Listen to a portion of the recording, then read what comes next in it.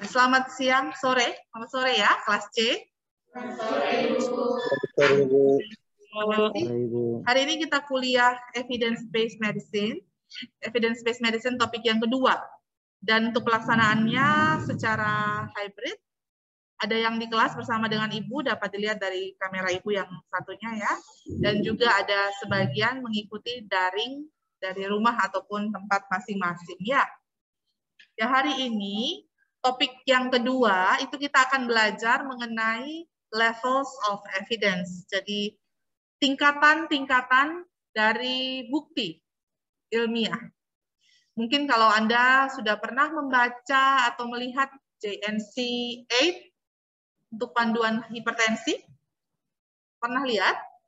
Atau tidak usah jauh-jauh yang barusan kuliah farmakoterapi tadi ya, Anda sudah pernah membaca ada ya, American Diabetes Association. Ya kan?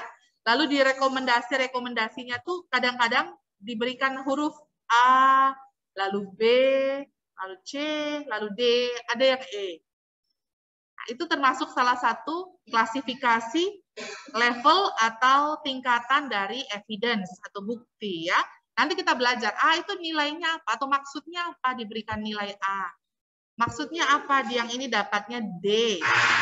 Atau Anda mungkin ada juga pernah melihat ada yang diberikan 2A, 2B, 3, 5, kayak begitu. Itu maksudnya apa? Nah, ini kita belajar, sehingga nanti kalau Anda membaca yang namanya systematic review, atau kajian sistematis dari berbagai penelitian, itu Anda tahu, oh ini yang A, ini maksudnya baik atau kurang baik, atau paling baik, atau paling jelek. Begitu ya. Hari ini Ibu tidak tampilkan slide pelajarannya, mata kuliahnya. Ibu akan langsung share dari jurnal yang Ibu gunakan sebagai acuan. Ya, silakan kalau mau bertanya, Anda bisa langsung menyampaikan. Ya, sebentar. Apakah terlihat slide-nya? Terlihat, Ibu. Terlihat ya. Suaranya tidak masuk ke situ ya. Biasanya masuk ke LCD. Ya, tidak apa-apa. Sebelum itu, Ibu mau tunjukkan dulu Anda berkaitan dengan evidence pyramid. Piramida bukti. Ya. Penelitian ini tahun 2016 ya. Dari USA. Dr. Murad dan teman-temannya ini menyampaikan atau mendiskusikan berkaitan dengan bentuk piramida dari bukti-bukti ilmiah. Dulu seperti apa, lalu dia mengalami perubahan seperti apa. Ini. Kalau Anda lihat, penelitian itu kan ada berbagai macam jenisnya ya. Anda mungkin sudah belajar dari metodologi penelitian, betul? Mungkin sudah mengenal apa itu case series, apa itu case control, apa itu cohort, apa itu randomized control, apa itu systematic review atau meta-analysis. Sudah pernah dengar? Sudah ya?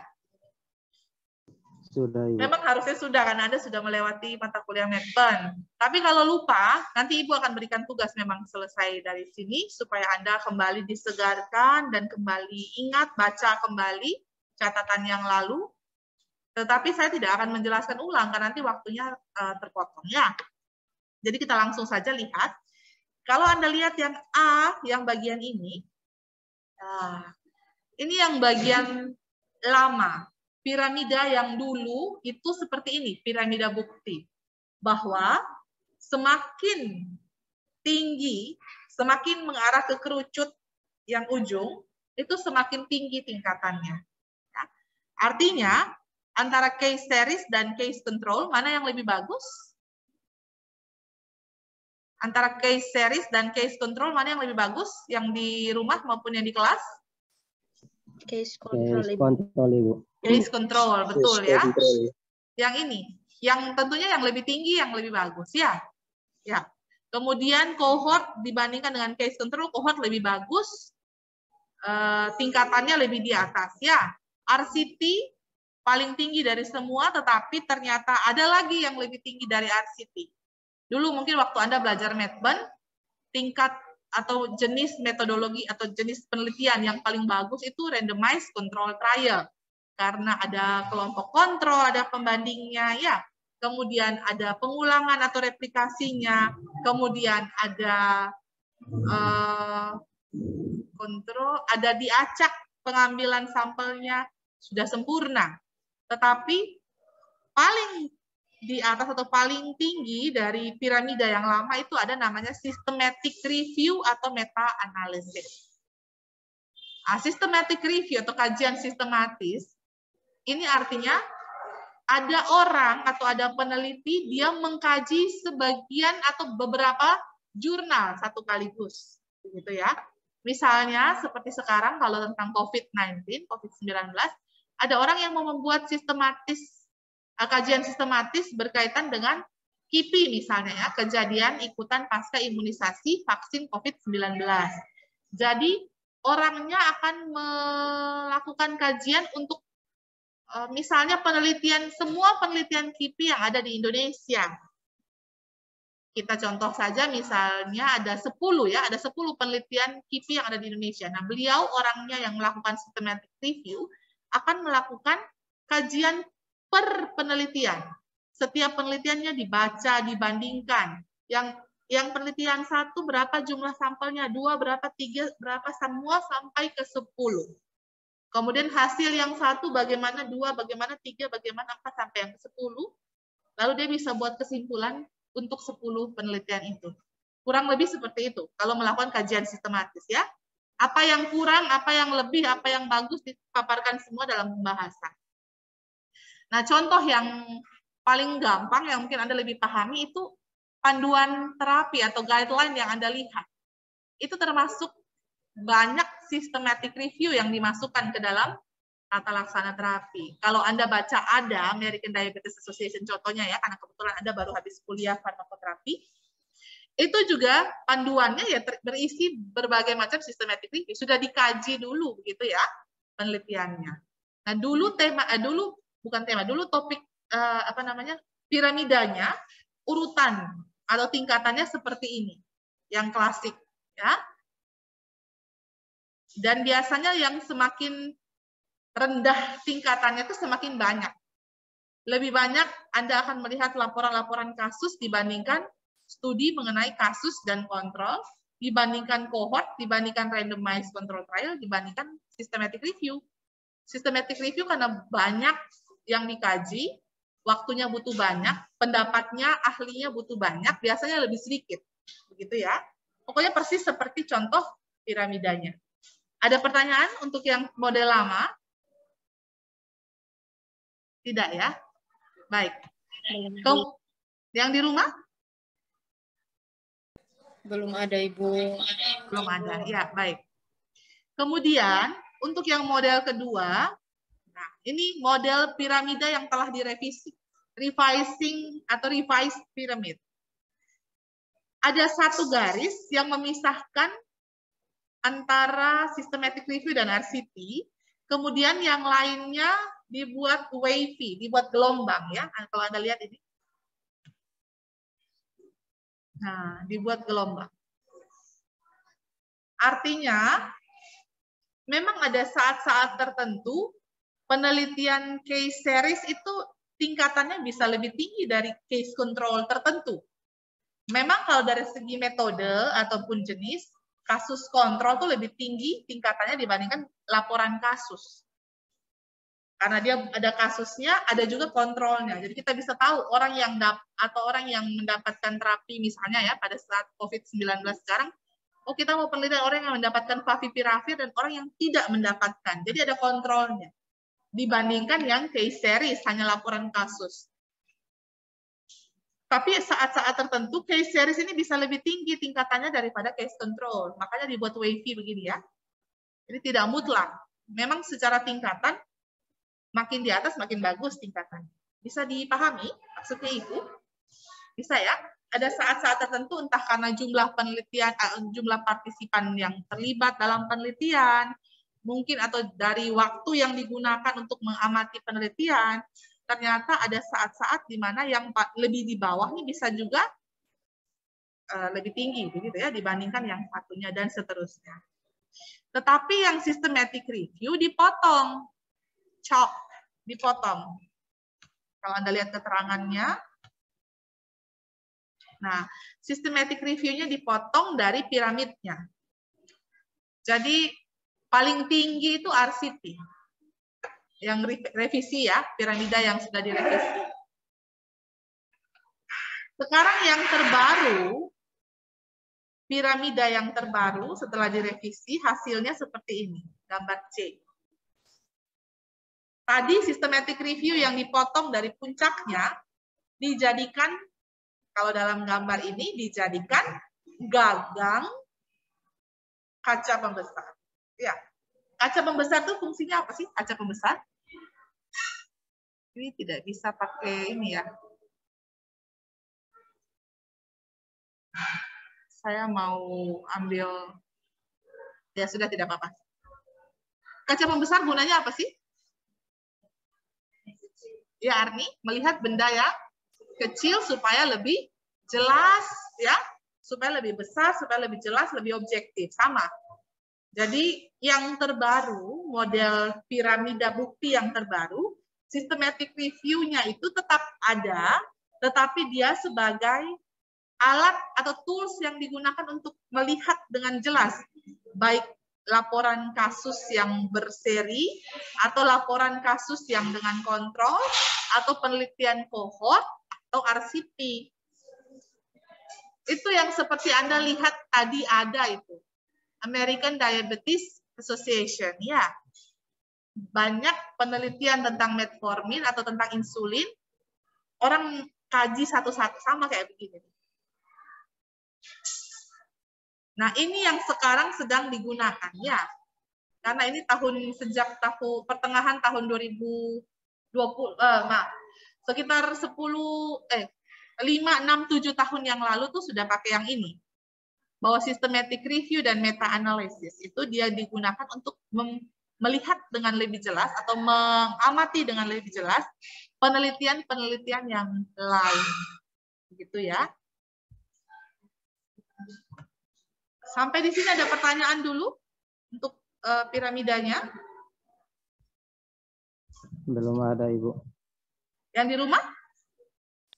Belum ada, Ibu. Belum ada ya? Baik, terima kasih. Yang di kelas?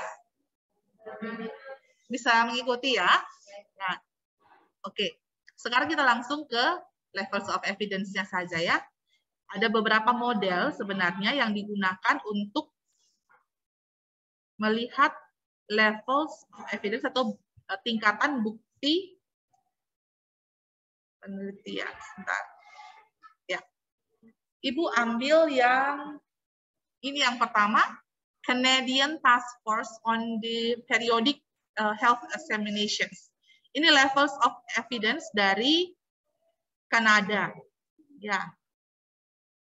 Tetapi ini yang model lama. Dulu tuh begini. Masih awal-awal digunakan yang namanya ditemukan yang namanya farmasi klinis ya, pelayanan farmasi klinis. Yang buktinya masih terbatas gitu ya. Kalau level 1 pengertiannya begini. Paling tidak ada satu penelitian RCT yang mana randomisasinya tuh bagus atau sesuai gitu ya. Kalau yang 2 Romawi, tapi titik 1, itu penelitian kohort atau penelitian kasus kontrol. 2.2, oh ini penelitian yang seperti case series tadi. Laporan kasus, tapi ada serinya, ada beberapa. Kalau yang Romawi 3, pendapat para ahli. Jadi kalau yang berdasarkan Canadian Task Force, tingkatan buktinya itu yang paling rendah, yang Romawi 3 atau Romawi 1? Romawi? Tadi kalau berdasarkan piramida yang tadi itu, yang lebih rendah Romawi 3 atau 1 yang di rumah? Coba dulu. Romawi 3, betul Evi. Arni juga ya. Romawi 3 ya. Karena tadi kan kalau kita lihat piramidanya yang dulu kan yang paling atas systematic review ya. Tapi bawahnya ada RCT. Ya. Di sini kan RCT yang nomor 1, tidak ada SR systematic review. Artinya yang paling tinggi ya RCT tadi. Hingga yang kedua lebih rendah dari nomor 1, yang ketiga lebih rendah lagi dari nomor 2 dan nomor 1. Bisa ya? Ya. Jadi kalau berdasarkan Canadian Task Force, pendapat para ahli itu paling rendah. Ya memang karena sifatnya hanya pendapat. Misalnya begini ya, misalnya ada ibu besok-besok jadi profesor atau ya profesor farmasis klinis di bidang diabetes mellitus, karena memang saya dari tesis penelitiannya sudah diabetes mellitus ya. Besok-besok misalnya ada kasus pandemi baru, kemudian pada pasien yang dengan komorbid diabetes mellitus. Lalu saya punya pendapat. Saya bilang bahwa, oh kalau obatnya diberikan antiinfeksi yang ini pada pasien diabetes mellitus, nanti bisa memperburuk penyakitnya karena begini, begitu, begini. Nah, pendapat saya yang belum didasari dengan penelitian, mungkin hanya berdasarkan pengetahuan yang selama ini saya baca, dan juga pengalaman saya berpraktek profesi, itu dinilai rendah. Mengapa ya? Karena tidak ada penelitian objektif gitu ya. Tetapi bukan berarti ditinggalkan juga. Bisa jadi ada benarnya. Karena saya ahli di bidang itu, seorang farmasis klinis profesor yang ahli di bidang diabetes misalnya. Nah itu dihargai, tapi penghargaannya atau tingkatannya paling rendah. Bisa ya yang di rumah dan yang di kelas? Berlanjut bisa? Ya. Kalau Anda pernah dengar yang minggu lalu saya pernah sebut namanya David Seyket atau Bapak IBM. Nah ini levels of evidence berdasarkan atau yang dibuat oleh David Seyket, Bapak IBM tadi ya. Beliau menemukan IBM kan tahun 90-an. Nah ini tahun 89. Jelas atau tidak yang di rumah ya? Coba saya Ibu perbesar dulu. Oh, maaf. Ini mungkin ya. Ya, kalau berdasarkan David Seyket, ada 5 tingkatan. Kalau tadi kan 4 ya. 1, 2.1, 2.2, dan 3. Ada 4 saja ya yang tadi. Sekarang 5. Romawi 1, 2, 3, 4, 5. Nah, sama juga seperti hampir sama kayak tadi piramida yang lama. Yang paling rendah yang laporan kasus berseri ya, case series. Karena apa? Karena dia laporan kasus, misalnya ada laporan bahwa orang menggunakan molnupiravir, obat antivirus yang untuk COVID sekarang itu, ternyata dari sekian ratus di rumah sakit ini, ada 10 atau ada 7 yang menyebabkan pasiennya mengalami reaksi anafilaksis misalnya ya. Lalu dibuat laporan. Tapi tidak ada kontrolnya. Maksudnya tidak dibandingkan dibuat laporan dengan orang yang tidak menggunakan, lalu dibuat perlakuan yang sama, tidak ada, sehingga dia tingkatannya paling rendah, hanya laporan kasus.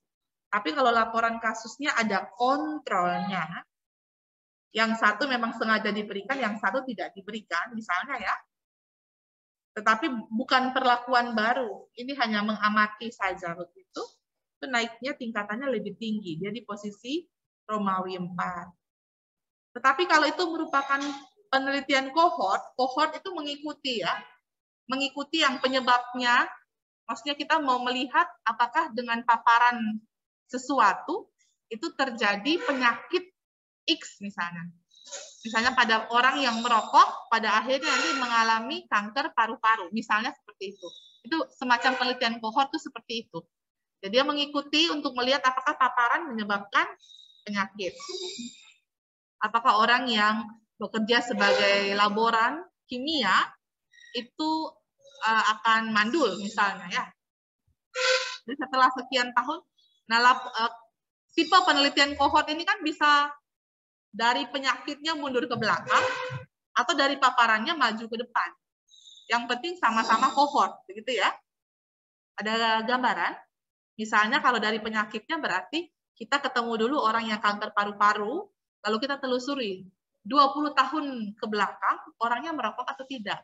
Nanti kita lihat, oh memang ternyata semua merokok. Oh maka merokok bisa menyebabkan kanker paru-paru setelah sekian lama gitu ya penelitian kohort. Itu kalau kita mulainya dari penyakit atau dari akibatnya, maaf, dampaknya. Kita bisa berangkat dari akibatnya atau paparannya. Misalnya, kita amati orang yang merokok pada saat sekarang sampai 10 tahun ke depan. Orang yang sama itu kita amati.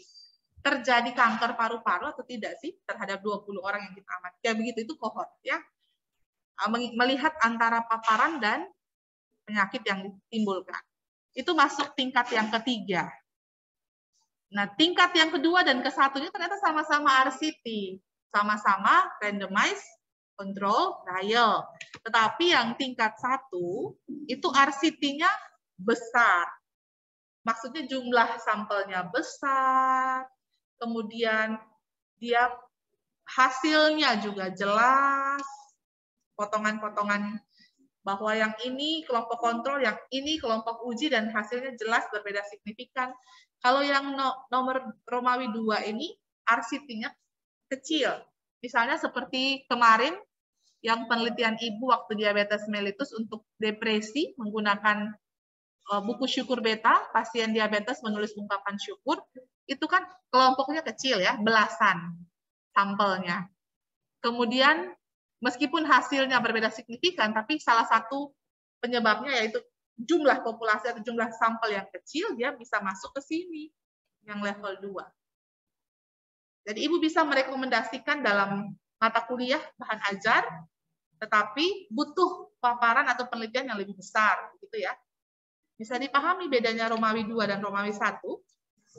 Saya, ada pertanyaan sampai di sini mengenai levels of evidence-nya David Sackett? Yang di kelas? Yang di rumah? Tidak ada? Belum ada ya? Ya. Baik. Kita lanjut ya. Kalau yang ini Ibu tidak ceritakan atau Ibu tidak bahas karena ini berkaitan dengan prognostik ya. Atau penelitian-penelitian prognostik itu berkaitan dengan penyakitnya, ya itu lebih ke kedokteran mungkin ya. Karena kita ke farmasian, Ibu lompat yang ini, kita ke yang ini, terapeutik. Ini levels of evidence untuk penelitian-penelitian tentang terapi obat, terapeutik, tentang penata laksanaan penyakit. Jadi kita harus tahu yang ini ya. Bisa ya? Ini agak banyak. Kalau Anda pernah lihat Perkeni, Ada, atau PAPDI punya, atau Perki yang punyanya dokter kardiovaskular ya, kemudian JNC, pokoknya itu tata laksana, kita lebih familiar yang ini. Ada yang 1A, ada yang 1B, ada yang 1C, ada yang 2A, B, C, ada yang 3A, B, ada yang 4, dan 5. Nah, kita mulai dari bawah ya, karena yang bawah yang paling rendah. Sama, pokoknya yang nomor 1 dia paling bagus. Iya. Jadi yang nomor 5, ini kalau totalnya ada berapa? 10. Ada 10 ya.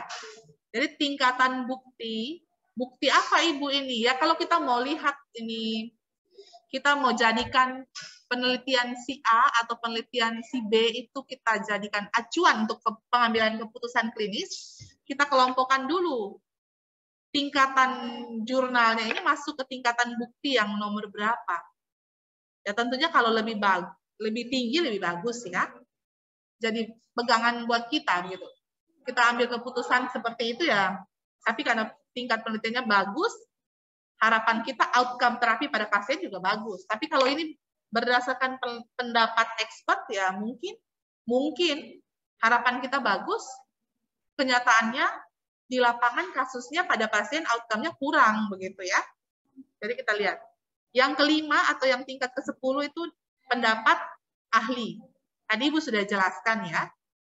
Jadi Ibu tidak berikan contoh lagi, bisa ya? Ya.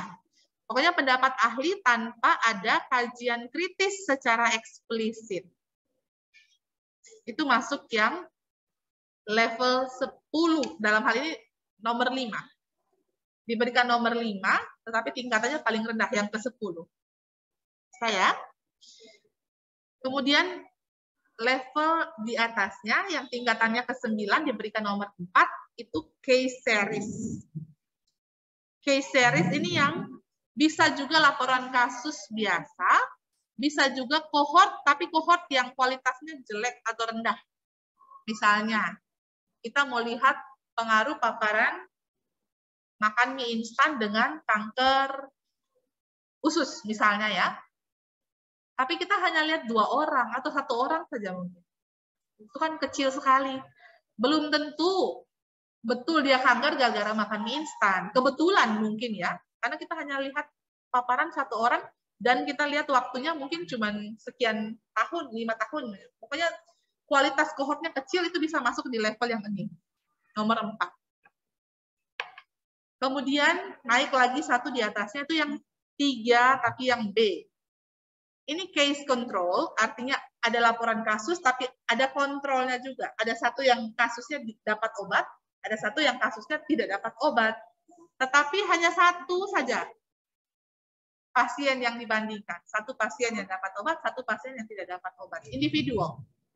Ini masuk yang 3B. Kemudian yang 3A naik sedikit. Systematic review, tapi systematic review-nya untuk jenis penelitian case control. Itu masuk 3A. Tingkatannya yang ke-6, nomornya 3A. Sampai di sini bingung atau bisa mengikuti kelas C? Dan nanti kelas A dan B secara daring ya, secara asinkronisasi bisa? Bingung atau bisa mengikuti? Bisa ya? Tadi kan systematic review paling tinggi. Ibu tadi katanya paling tinggi nomor 1. Kenapa kok ada nomor 3? Ya karena ini systematic review untuk penelitian case control. Case control kan tadi rendah tingkatannya, ya. Bisa ya? Ya. Naik ke 2C. 2C ini penelitian-penelitian yang menunjukkan outcome terapi. Ya, jadi 2C ini berkaitan dengan penelitian-penelitian yang melihat outcome terapi, outcome atau hasil terapi ya. Selain itu juga bisa untuk penelitian-penelitian ekologi. Penelitian-penelitian ekologi ini untuk penelitian yang sifatnya epidemiologi. Jadi studi-studi epidemiologi berkaitan dengan penyakit-penyakit baru atau penyakit-penyakit yang endemi di daerah-daerah tertentu juga bisa. Kita lihat itu bisa dikelompokkan dalam kategori atau tingkatan 2C.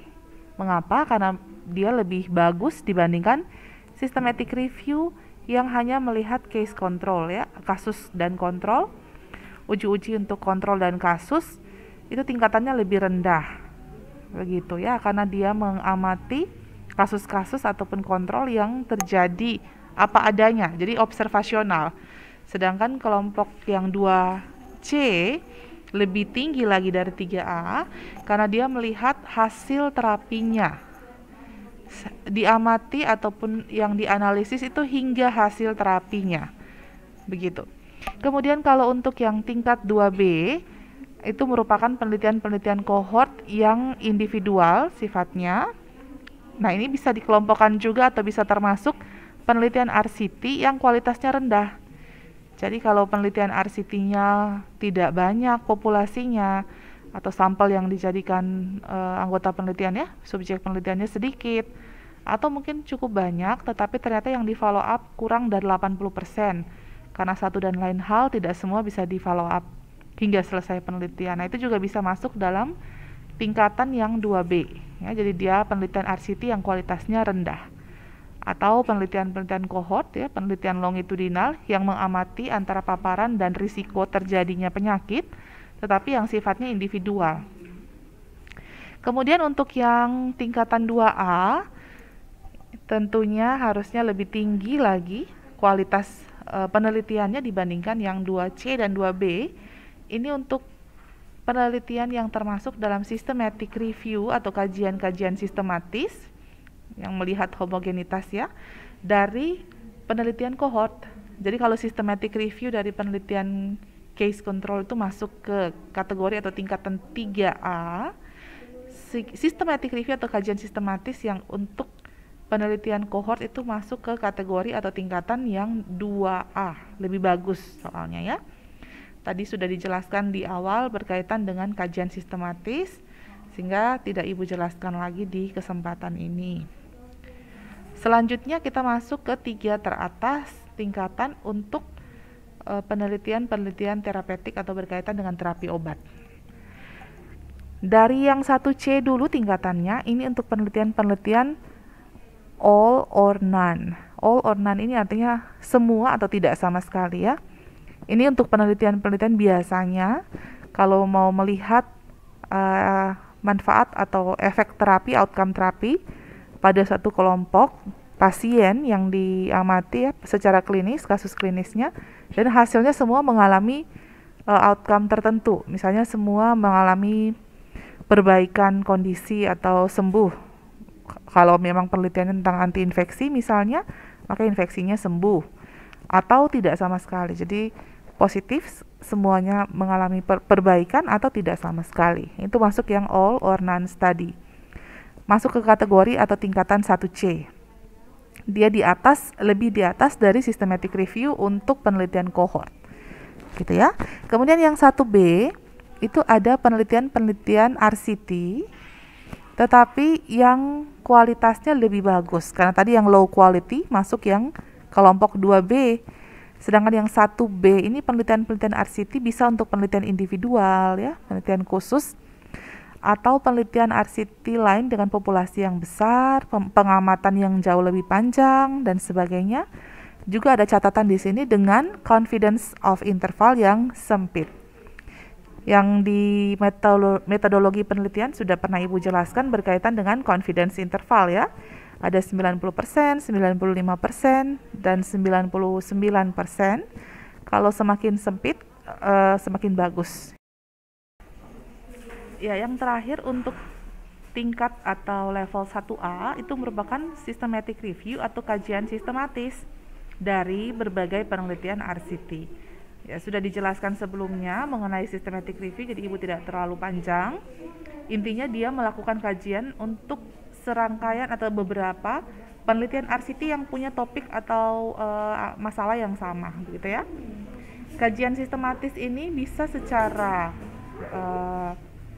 kualitatif, bisa secara kuantitatif. Kalau memang kajian sistematisnya perlu melakukan analisis statistik untuk berbagai penelitian RCT yang dilibatkan, itu biasanya disebut dengan meta-analisis, gitu ya. Jadi untuk systematic review ataupun meta-analisis hampir sama dengan yang lain, dia merupakan bukti atau evidence yang tingkatannya paling baik ya. Di sini kalau untuk penelitian terapeutik masuk ke tingkat 1A. Ya, selanjutnya kita beralih ke tingkatan bukti atau levels of evidence berdasarkan grade. Grade ini grading of recommendations, assessment, development, and evaluation. Jadi kepanjangannya grading of recommendations, assessments, development, and evaluation. Untuk grade sendiri ada 4, A, B, C, dan D. Begitu ya, Anda bisa lihat di sini ada deskripsinya lengkap dengan qualifying evidence-nya dan implikasinya untuk praktisi, untuk praktek kliniknya seperti apa. Jadi kita lihat kalau yang A itu yang paling bagus, rekomendasinya kuat ya, sedangkan B yang rekomendasinya ada tetapi tidak sekuat rekomendasi pada yang kelompok A. Kemudian yang C dan D ini berupa opsi. Jadi kita diberikan pilihan, pertimbangan. Dapat mempertimbangkan untuk mengikuti rekomendasi ini atau tidak, begitu ya. Ya, jadi Anda bisa lihat sendiri, silahkan diperhatikan. Pokoknya kalau yang A dengan rekomendasi kuat, B rekomendasi yang lebih lemah, C lebih lemah lagi ya, sifatnya masih opsi, bisa diikuti, bisa tidak. Yang D opsi juga, tetapi yang lebih lemah dibandingkan opsi yang C, karena biasanya keterbatasan yang dimiliki oleh penelitiannya lebih banyak. Bisa juga ada kerugian atau bahaya ya, harm, yang muncul pada penelitiannya. Untuk yang A yang rekomendasinya kuat, bisa Anda lihat itu tipe-tipe penelitiannya yang penelitian tingkat 1 ya, yang level 1 atau beberapa penelitian level 2, 3 dan 4, tetapi kalau penelitiannya merupakan penelitian multiple atau banyak ya. Kemudian yang untuk B, itu untuk penelitian yang level 2, 3, ataupun 4, yang mana penelitian tersebut hasilnya, findingnya atau outcome-nya itu relatif konsisten. Jadi kalau beberapa penelitian hasilnya sama terus, itu hasilnya dari sekian penelitian itu, beberapa penelitian itu bisa dijadikan rekomendasi dengan tingkat B. Kemudian yang untuk C, itu levelnya untuk penelitian 2, 3, dan 4 juga, tetapi kalau hasilnya tidak konsisten. Di penelitian yang satu hasilnya sekian, atau begini pasiennya mengalami kesembuhan atau perbaikan. Tapi di penelitian lain untuk topik yang sama, penelitian kasus yang sama, ternyata hasilnya berbeda. Karena tidak konsisten, maka dijadikan opsi. Bisa kita pertimbangkan, bisa tidak. Sedangkan kalau yang untuk tingkat D, ini untuk penelitian-penelitian yang tingkatnya terakhir atau paling rendah ya, level 5, yang punya keterbatasan lebih banyak, kemudian yang berupa penelitian-penelitian empiris. Jadi buktinya masih lemah sekali gitu ya. Ya, silakan Anda baca lagi untuk yang grade recommendation dari A, B, C, D. Kemudian perhatikan juga implikasinya untuk praktek klinis gitu ya. Oke. Ya, ada pertanyaan untuk kuliah Evidence-Based Medicine hari ini? Ya, kalau tidak ada pertanyaan kelas C di kelas dan di rumah, maka kuliahnya sudah selesai, berakhir dengan penjelasan penutup tadi berkaitan dengan grade ya, rekomendasi, kekuatan rekomendasi untuk penelitian klinis. Nanti Ibu akan berikan tugas supaya Anda tidak lupa ataupun supaya Anda lebih paham. Boleh dicatat dulu tugasnya. Kalau tidak ada pertanyaan, maka Ibu akhiri kelasnya. Terima kasih kelas C sudah berpartisipasi baik yang di kelas maupun yang di rumah. Ya. Yang kelas A dan kelas B akan mengikuti kuliah ini secara asinkronisasi. Selamat menyaksikan juga. Jika ada pertanyaan, kita akan berdiskusi setelah selesai Anda menyaksikan video ini. Ya, tautan videonya akan Ibu kirimkan ke seksi penanggung jawab dari mata kuliah IBM. Baik, terima kasih kelas C. Selamat sore.